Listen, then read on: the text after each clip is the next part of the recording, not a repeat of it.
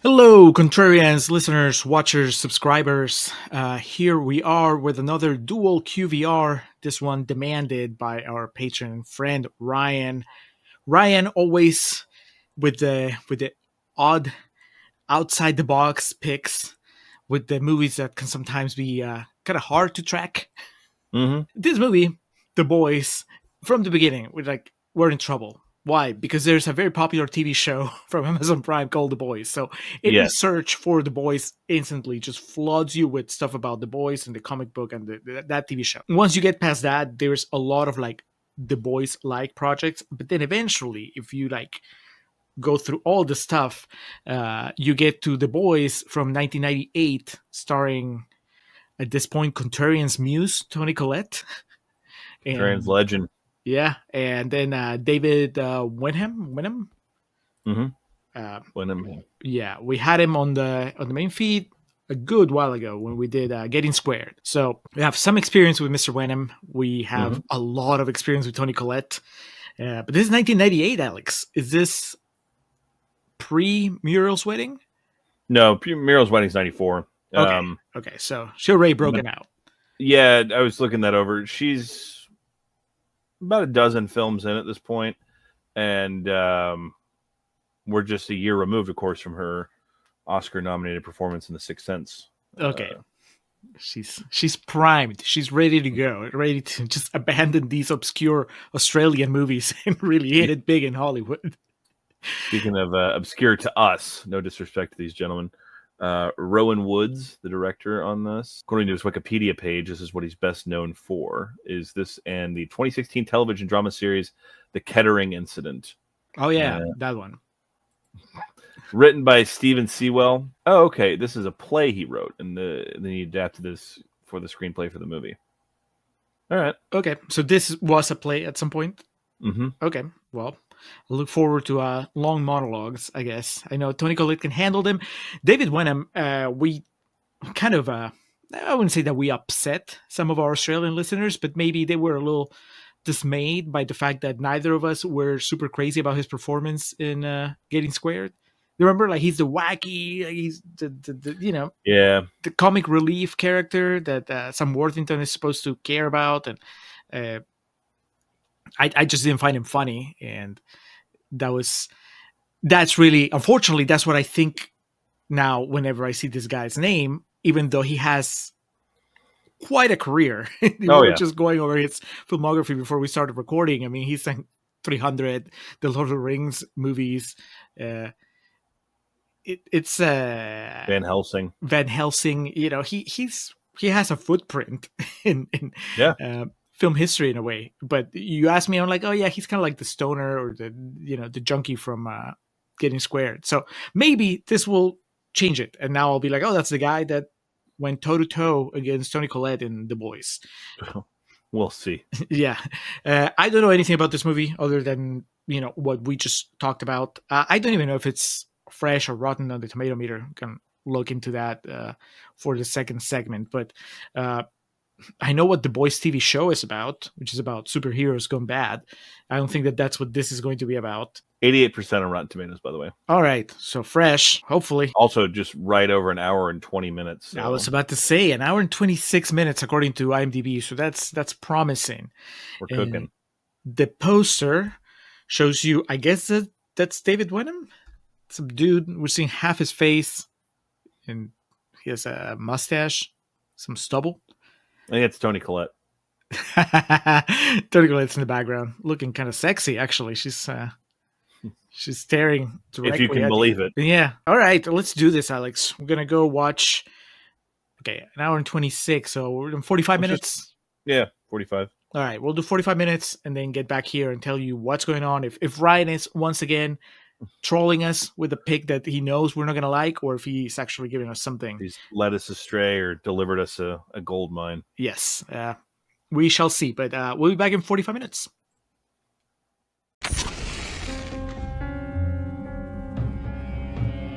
They're not dogs. Tell you one thing, as long as they're under this roof, they'll do as they're told.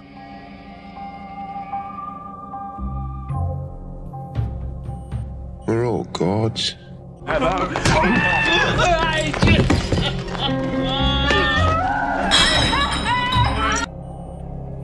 All right, we are back. Alex, I stopped mine at 45 minutes on the dot. Like Tony Collette headed for the door, and I was like, this looks like a good stopping point, and I stopped it, and it was exactly 45 minutes. Is that where No, because I completely lost track of this, so I'm a few minutes ahead of you. The pause screen when I figured out how much time it elapsed is very harrowing to say. Oh, no. the least. I have been fearing the second half of this movie. Since Very there was, plotting, very brooding. yeah, there was a very ominous line, that phone call that Demon receives. I was like, oh God, what is it? I'm of course assuming the worst, but we'll get there in a minute. What was the line? When they're like, I'm going to tell you what your boys did to that poor girl. Somebody needs to tell you. And it's like, well, there are. Isn't the young girl in the house pregnant? Yes. But I don't know if they're talking about her or they're talking about Toni Collette. I mean, there's only two characters. I mean, it could be somebody that we haven't seen yet, but at this point, we're halfway through. So, yes. Ryan, what the hell, man? Does all y'all do in Australia just drink beer and sit around? Because I was thinking, it's this Idiot Box, Wake and Fright. Wake and Fright. Thank you. Yeah, they drink like it's a sport. This is not the Yabba. No, this is most certainly not the Yabba. The problem is the vibes are all wrong. You can drink with your boys all day, but the vibes here are fucked up. This isn't the kind of situation I want to be in, doing some day drinking. So tense. It is. You drink to have fun, not to build up to some sort of passive-aggressive retribution. Not to make people terrified of you. Or the other. Chopper, there's excessive drinking in that, and also... was there in Getting Square? Was there like a lush character? I mean, David Wenham was kind of a party boy. He was also a junkie. I don't know if he was a junkie. He was just a pothead. I don't remember. But I mean, shit. Let's start there. David Wenham, quite scary. Yes. Oh, before we go any further, I do want to correct myself. I said I wrongly said that Stephen Sewell, the screenplay on this, wrote the play it's based on. It's actually a gentleman by the name of Gordon Graham wrote the play. I must have misread what was in front of me. But all right, so back at it here with David Wenham. Yeah, he's pretty scary. I would not hang out with this person. Not even if he was family. Because that's the whole thing. It feels like they're kind of stuck with this situation because they're all family. Or at least most of them. Toni Collette, she could technically walk away and be fine. Yes, Michelle. Mm-hmm. Toni Collette's pretty. I'm trying to think of, is there another role where she plays like hardcore white trash like this? Well, at least one that we've discussed. The accent took me back to Mental because it was just like such a thick Australian accent. I think that would probably qualify in that, but here she's obviously 20 years younger. Very like, for not like, I can't say I'm overly familiar with that culture specifically, but I remember that time frame and like the style and whatnot. And yeah, she's nailing it in this. Shocking revelation here. Toni Collette is a good actress. Yes, but also a lot less Toni Collette than I expected. This is a David Wenham movie with Toni Collette in a supporting role, at least so far. Yeah, I don't know if she's gonna get more screen time on the second half, but so far, David Wenham is almost in every scene. And Toni Collette has had like a couple sequences where she got to do something. Yeah, he just got out of prison. He served time for an assault on a liquor store employee who he's obsessed with seeing and going back to because he already visited once. Cops told him not to do it again, and he's tried to convince his friends to go back there. Brett Sprague, and yeah, he's living with his mom and his stepfather, and then his brothers and their girlfriends. And Toni Collette was his girlfriend. Was his girlfriend while he was on the inside. Yeah. And he's very paranoid about her, I guess, extracurricular activity while he was on the inside. Well, the main question seems to be, regardless of whether Toni Collette hooked up with anybody else, maybe even one of his brothers while he was in prison, it's more like who took I thought it was money, but I guess eventually it's revealed that it was drugs, right? That he had stored away in his locker inside a book, Shawshank style. He had like carved a little compartment in a giant sci-fi book, and yeah, it's like Tony Collette, like, who's been in my locker? And she's like, no one, it's locked, isn't it?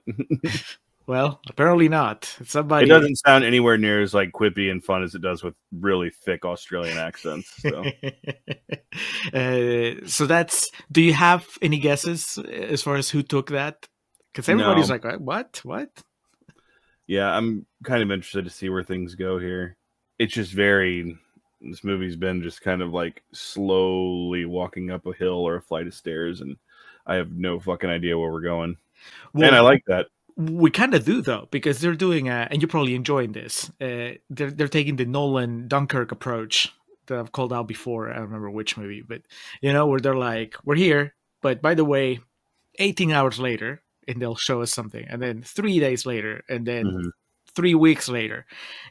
At first, it was annoying me, and then I started feeling that it was really adding to the atmosphere of dread, because every time they flash forward, it shows you something longer periods of time. It's something really bad, right? The first time we see him just burning clothes, and then the cops tackle him and arrest him, and then the second time we see one of his brothers getting arrested, and then the third time is when the mom gets a phone call, which implies that something horrible has happened to a woman. So again, I'm like, it's either Toni Collette or the pregnant girl that has probably been killed or worse. So at first I was like, why are you doing this? Why are we jumping ahead in time? Just tell me the story. But Rowan Woods, get to the point. Yes. But then I was also thinking, is this how he distinguished the movie from the play? Or is all the jumping around in time also happening on stage? Because that seems a little more complicated.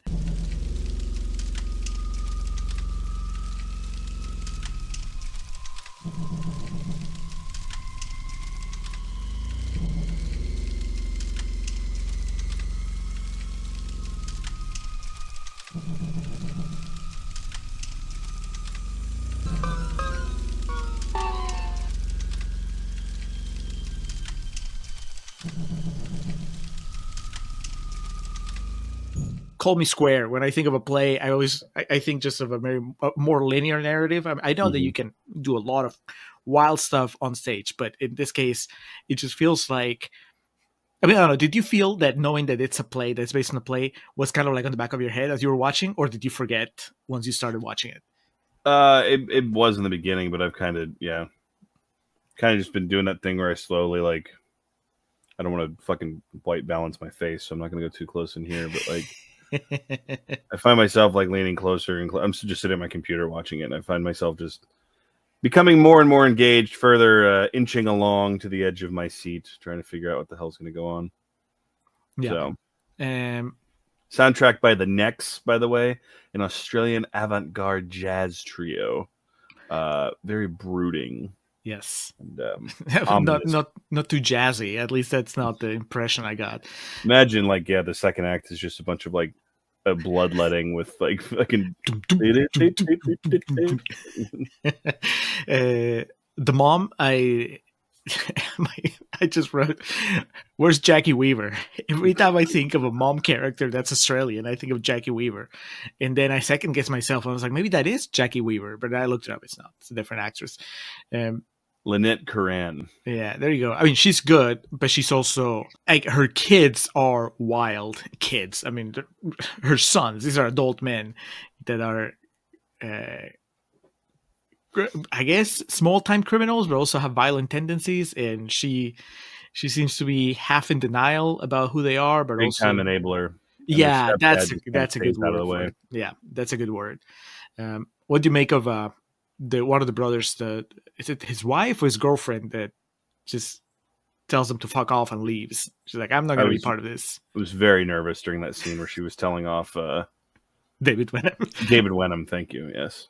Yeah. Because she's obviously from a bit higher society than they are. And again, I was joking about, the plight of this being Australian. But this is a very universal tale of white trash.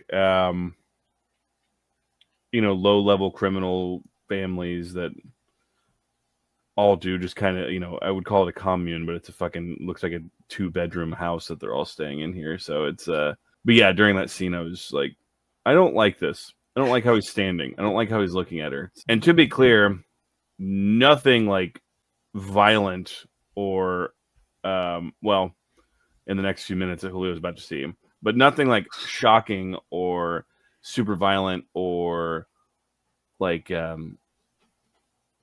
it's all just build currently. Yeah.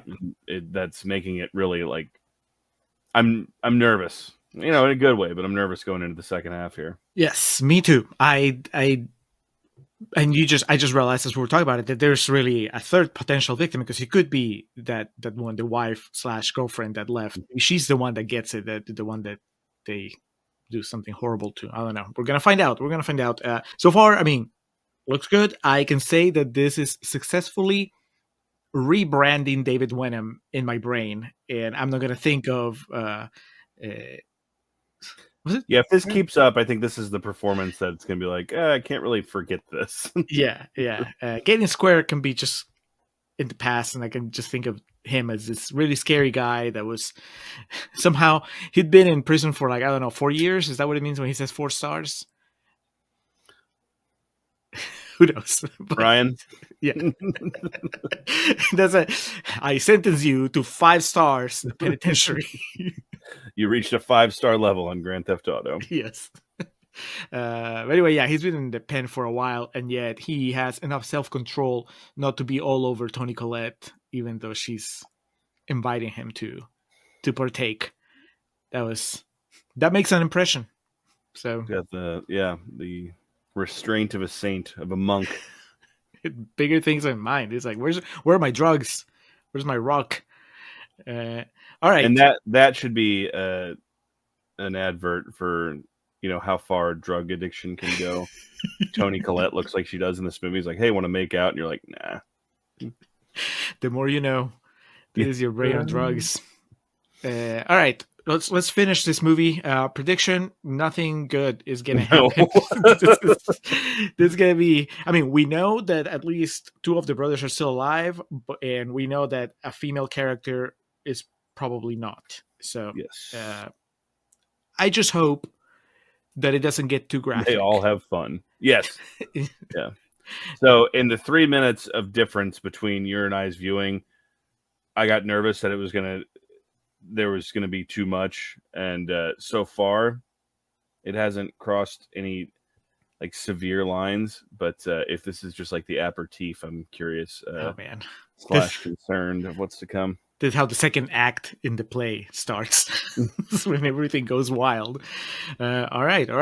Well, we'll be back in about 40 something minutes, so almost less than the first half. Okay, hour and 20 minutes. Hour and 20 minutes. Amazing. Okay, we'll be back soon. No gods in our own world. So, how about playing out some of those sexy dreams you told me you had? Sure. Whatever you like. She's all right. Yeah. Where do you want it? Here on the kitchen table? Let's get her. All right, we are back. It's been an hour and 26 minutes, roughly, since we started our journey with the boys.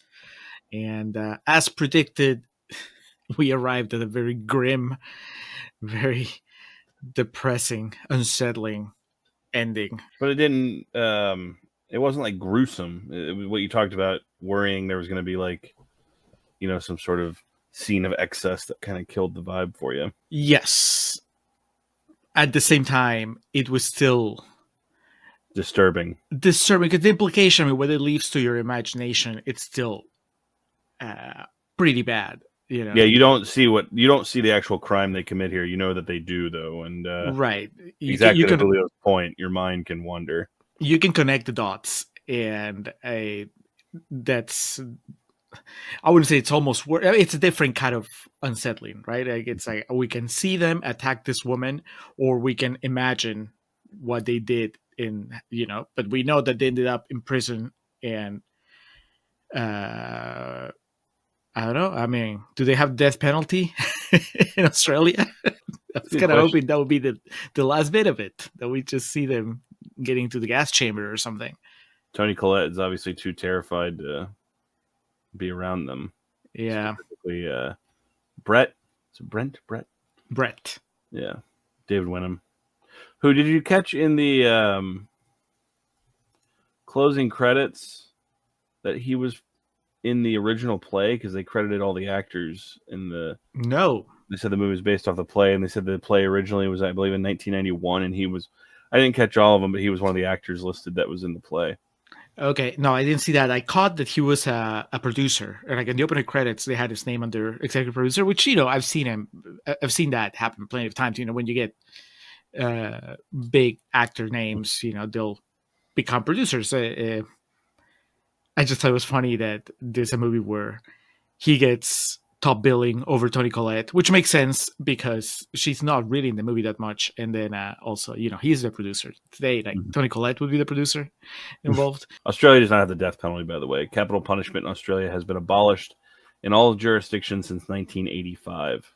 Well, let's just hope that him and his brothers got a life sentence at least. And it seemed like it was heading that way. I don't know what to make of this movie, because I don't know what to make of the ending, in the sense of I don't know where we got. I mean, I know exactly where we got. It's just that it became clear that this was a puzzle for the most part. And glad Nola got away.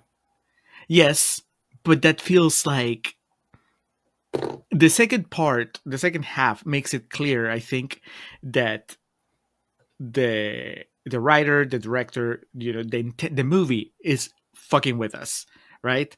We've dangled this thread, this nugget of information.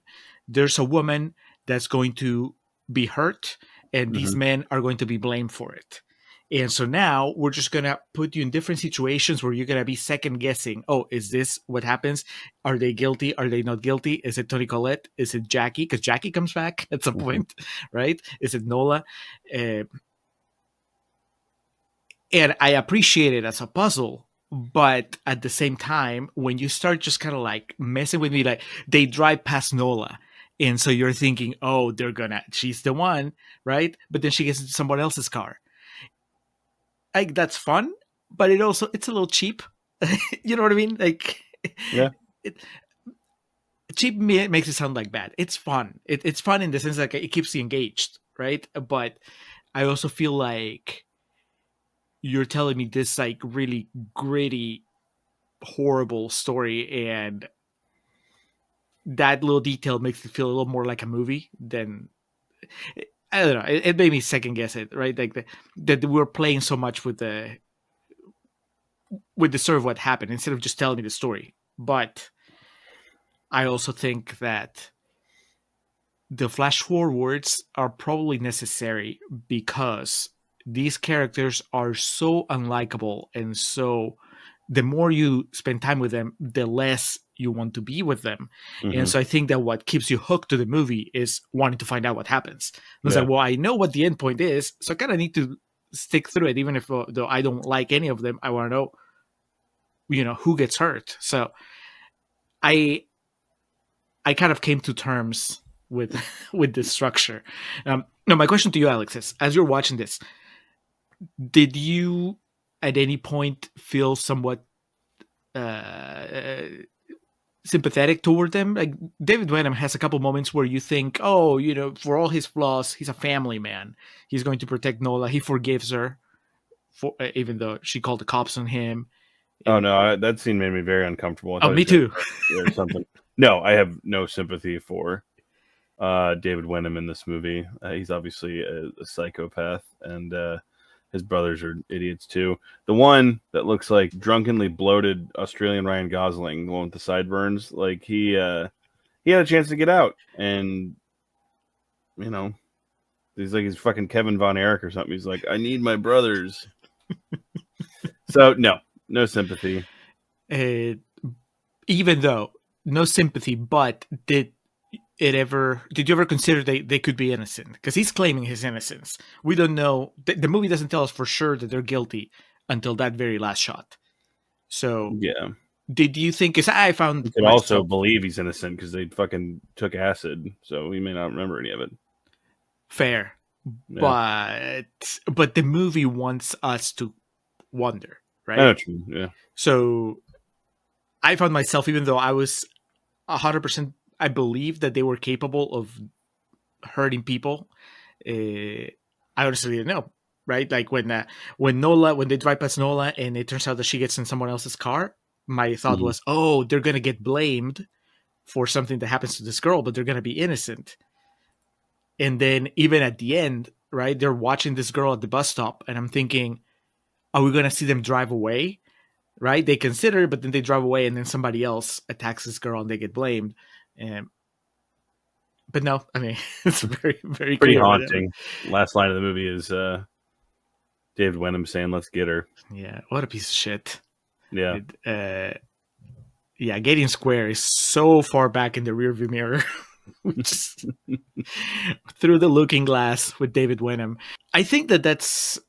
I'll be interested to hear what the intent from the filmmaker and the writer is as far as how we're supposed to feel about these characters. If we're at any point maybe feel like they're pieces of shit, but they're not as bad as society thinks they are, and they got the raw end of the deal because they did drugs and somehow they ended up blamed for a crime they didn't commit. And then they pulled the rug from under you at the end. They're like, nope, that's not true. They were to blame. Like fucking David Wenham tells his mom, get Toni Collette here because she's my alibi. She knows I didn't do it.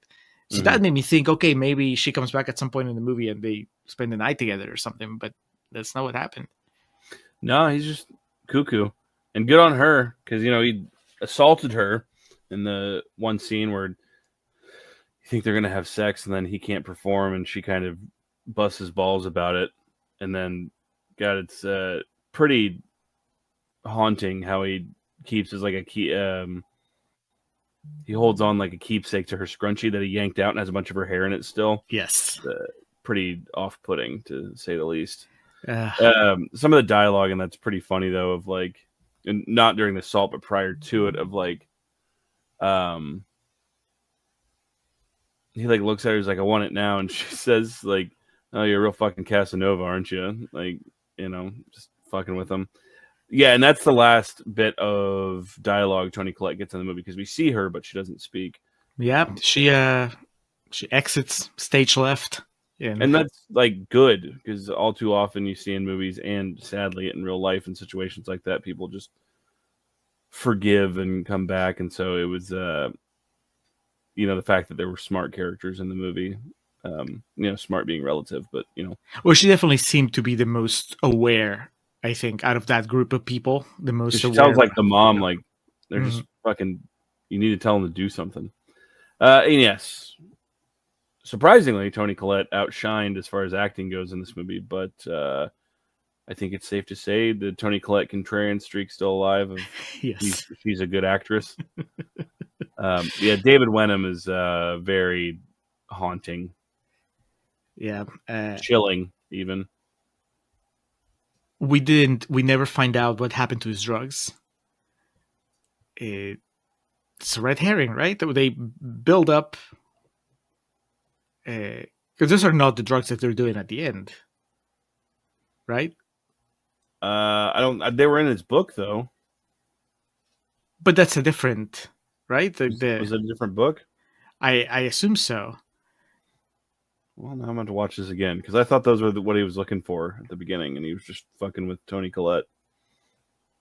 Well, no, I just figured there were different drugs, but you're right because why wouldn't they bring up earlier, right? Like they're saying, oh, so you kept some, and then, but he says rock. You don't call acid rock, right? Like rock is like Ryan. Let us know. Yeah, rock that's crack here in the United States. Yes. So, yeah. During that scene where they drop acid, though, I had like my lowest point of that movie. There's like a shot of like a shelf behind one of them, and I guess it's like their childhood home. It's like, those look like the legs of the Randy Savage and Hulk Hogan LJN figures. And then they showed a wider shot of the shelf, like with one of them sitting in front of it. It was like, oh, those are the Randy Savage and Hulk Hogan LJN figures. And I was so Amazing. like, I literally sat outside. I was like, fuck. Said out loud, excuse me, because I was like able to determine these 40-year-old action figures based on like their knees and below. So, you know. I'm impressed. Yes. Yeah. Line up for autographs now, people. Yeah, the movie in the second half definitely just kind of ramped up. I guess I would say the dread was ramping up, and then I checked the runtime with like an hour at like an hour 13. When it was showing them sentencing day, I was like, Jesus, what's going to happen? Yeah. But to your point of like any type of sympathy or connection with these characters, just what I talked about. I like I like that Michelle just fuck off and got away, whereas the one brother Jackie's like, we can just go right now, and he was just like, no. And so yeah, they, not to say you reap what you sow in those situations. So it's such an alien experience for me, like the idea of having, I mean, and I'm not, this is just, I am blessed with the fact that you too as well, I think. Not having not even a hint of such a toxic relationship with my family, Yeah. where that would be ever a conflict I would have to deal with, where like I have to choose between someone I love and my family. And that's just like on the simplest level. Then add to it that what if my family are like criminals and really, really bad people and so on. But and it's still, you're watching it and you're, I wouldn't say, I don't know that I was rooting for the brother, because by then I was just so fed up with them. I was just rooting for Jackie to get out of there unharmed. I was like, okay, kick him out of the car, which she did. Then get the hell out of there. Don't look back. Same thing with Toni Collette and with the pregnant girl with Nola. The mom frustrated me, but I think that's how I'm supposed to feel, right? She has a couple moments where she seems fed up and she pushes back, but then she's still visiting him in prison, right? I mean, I guess that's supposed to be like her moment of realization where she realizes there's just no getting through to him. But yeah, still, it was like, man, you kind of caused part of this. Yeah. But there's no... I mean, obviously what you want to see is like, well, she also cuts ties with him, right? Mm-hmm. But instead she's there bringing him a letter from Toni Collette and all this stuff. But that's the whole point. That family unit was just incredibly fucked up, and that's just part of the dynamic, that the mom is trapped with them the same way that everybody else is. Such a rough experience to watch. Not as I was thinking of Confession once we got to the end. Another Ryan pick. That one we just did audio for the patron feed, but it was one of those that had more than a couple of moments that just hit you hard with just emotional violence and real violence and kind of like twists and turns of what's really happening. This is more of a condensed, streamlined experience, but it still has a few of those moments. This is file under Ryan fucked up picks as opposed to just Ryan fun picks or Ryan trolling picks. This is just he's a real wild card. Never know. Yes Did get nominated for quite a few Australian Academy of Cinema and Television Arts Awards in 1998, including Best Film, Best Director, Screenplay, Actor, Actress. Not Toni Collette. Oh, excuse me. Toni Collette got and won a Supporting Actress nomination. Nice. Yeah, he has a whole lot of slew of award nominations here. So there you go. Good stuff. Going back to Confession again, I find it a little frustrating also that it's not very easy to find. It's a good movie, so you would want it to be easily available so you can just tell people, hey, watch it. All we can tell you right now is like, well, if you dig deep enough, you can find it, but it's not easy. And now, especially now that you're saying that it's not like somebody made a good movie with actors that went on to be big name actors, but it's still flying under the radar. This got awards, so it's a bummer that it's not easier to find. Looks like you can order it from Australia, there's an eBay listing. Region 5 or whatever. Yeah, rated MA 15 and up is the rating there, and $27 plus $19 shipping and handling. So yeah, to Julio's point, it's not like one of those you can just pull up on Amazon and get the Blu-ray for $7 delivered tomorrow. But if you dig deep enough, you'll find it. The internet has all. If you travel to Australia, you can find it there. Save yourself the shipping. The $20 shipping to the US. So next time you're planning your vacation, if you happen to land somewhere, Melbourne or Sydney, I don't know, just go to a flea market and see if they have a copy of The Boys. Yeah, where and go to the Yabba. Yes, if you don't pass out blackout drunk too soon, you can maybe grab a movie and then just get drunk. But Alex, where do you land with this as far as the score? I think we're positive on it. We're both positive on it, but where do you land the score? How does it compare to all these other Australian movies we've watched? Yeah, as we were kind of talking about earlier, these Australian films have ranged for us, and a lot of them are thematically similar. But yeah, I enjoyed this. David Wenham's performance. I'm not going to say it was like a revelation or anything like that, because I knew he was a solid actor, but it was.